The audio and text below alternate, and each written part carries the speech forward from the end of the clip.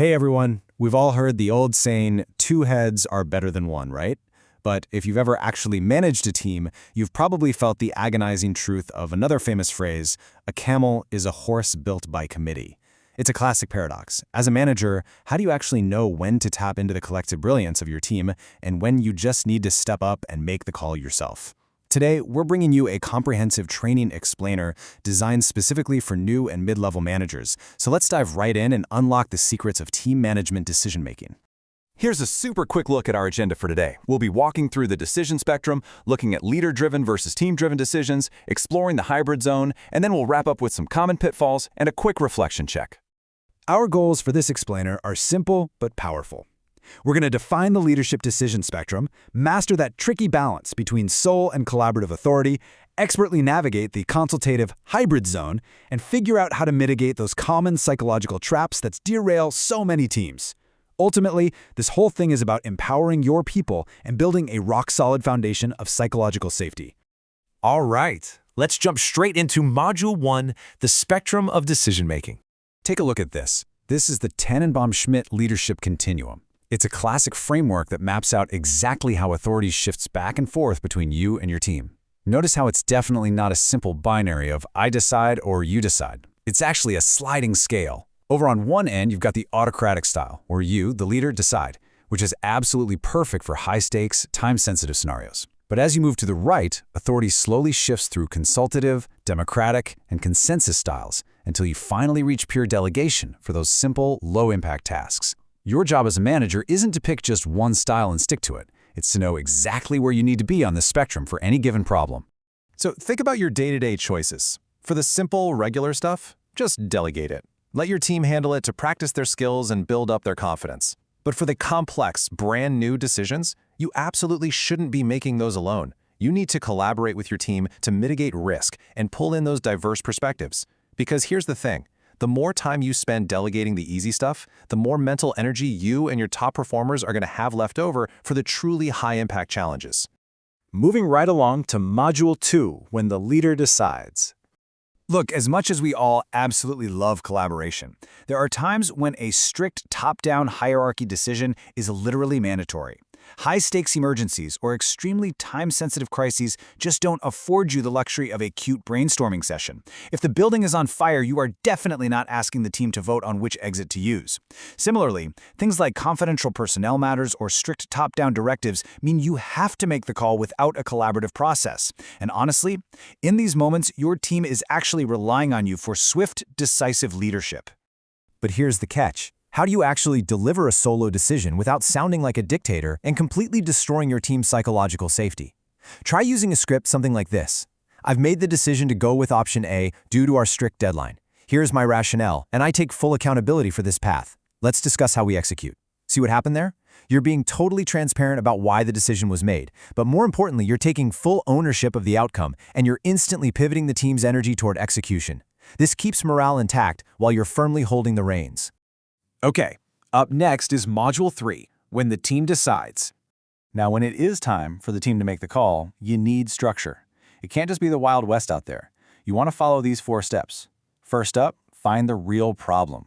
Don't just jump to solutions based on what you assume the issue is. Use tools like the 5 whys to dig down to the root. Second, analyze the data, and, this is absolutely crucial, set your constraints before anyone starts brainstorming. What's the actual budget? What's the hard timeline? Third, go ahead and generate those possible solutions. And finally, select for team commitment. Sticking to these steps makes sure your collaborative process is actually productive, rather than just a total waste of an hour. While you're in that solution generation step, you're going to encounter 2 completely different types of thinking. Divergent thinking is all about generating multiple, crazy, out-of-the-box ideas. It's expansive, it's creative, and it is 100% judgment-free. Convergent thinking, on the other hand, is the exact opposite. It's all about narrowing things down, refining, and selecting the absolute best option. The biggest mistake managers make here is trying to do both of these at the exact same time. It just doesn't work. You have to establish the rules of engagement up front. Tell them, right now we are in the divergent phase. There are 0 bad ideas. Only after you have every option on the table do you flip the switch to convergent thinking to narrow them down. Now, I gotta warn you about something. Right between divergent and convergent thinking lies what facilitators call the messy middle, or sometimes the groan zone. It's that super chaotic phase where teams feel stuck. People are talking over each other, your introverts are getting totally drowned out, and the energy in the room just tanks. I want to reassure you right now, this friction is completely normal. In fact, guiding your team through this chaos, keeping them on track, and making sure everyone's voice is heard, that is a core competency of your role as a manager. Don't bail on the process just because it feels a little messy. Let's shift gears to Module 4, the hybrid zone. To really nail the hybrid zone, we have to understand the massive difference between consensus and commitment. Consensus means everyone completely agrees on the best idea. Sounds lovely, right? But we've all been trapped in that miserable 3-hour consensus meeting.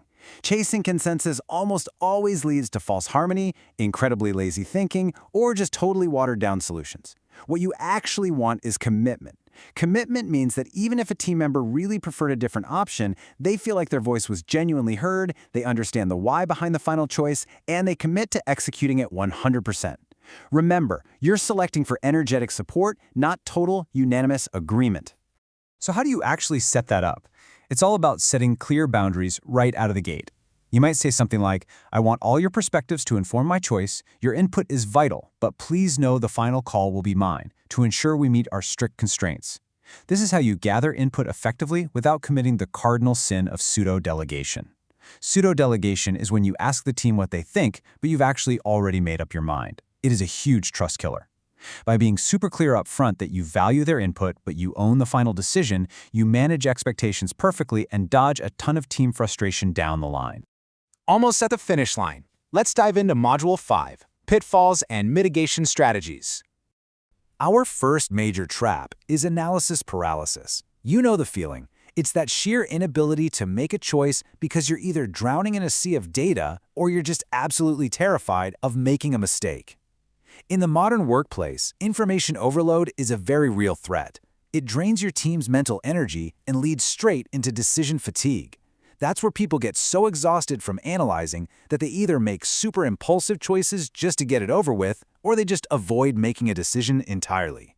Now flip that completely upside down, and you get groupthink, or what some people creatively call extinction by instinct. This happens when a team makes rapid, unanimous, and totally careless decisions simply because they want to maintain group harmony. Basically, they value getting along way more than they value getting it right. This is exactly why having a little functional conflict and a real diversity of opinions is actually brilliant for your outcomes. If everyone in the room instantly agrees on a really complex problem, like a room full of bobbleheads, please don't celebrate. It's a massive red flag that critical analysis is being left at the door. So what's the fix? How do we mitigate all these risks? First off, you absolutely must foster strict psychological safety. If your team is terrified of being punished for a bad call, they're just going to push every single decision right back up to your desk. Second, you need to actively teach and coach them through the decision-making process. Third, set clear permission levels early on. Think about how the Ritz-Carlton gives their employees a specific budget to solve guest problems without ever having to track down a manager. That's empowering. Fourth, when safe failures happen, praise them as vital learning moments. And finally, you've got to stop fearing the loss of control. Delegating isn't losing control, it's leveraging your skills across the entire team to literally multiply the value you create. And that brings us to our conclusion, the post-training reflection check. I honestly highly encourage you to grab a quick screenshot of this checklist right now. Apply this daily to your own growth as a manager. Before you dive into your next big project, just stop and ask yourself, did I define the real problem? Is this something I should handle solo, or does the team need to be involved? Did I set clear constraints before I asked for their ideas? Are we aiming for real commitment rather than just some false consensus? And maybe the most important one, have I built an environment where my team actually feels psychologically safe to fail and learn? As we wrap up this explainer, I want to leave you with one final thought to chew on. Are your current decision-making habits building your team up, or are they just burning you out? If you're the one making every single call, you're not leading, you're just becoming a bottleneck. But by mastering the spectrum of decision-making, you don't just become a better manager. You build a resilient, fully empowered, and incredibly high-performing team. Thanks so much for joining me for this explainer, and I'll see you all next time.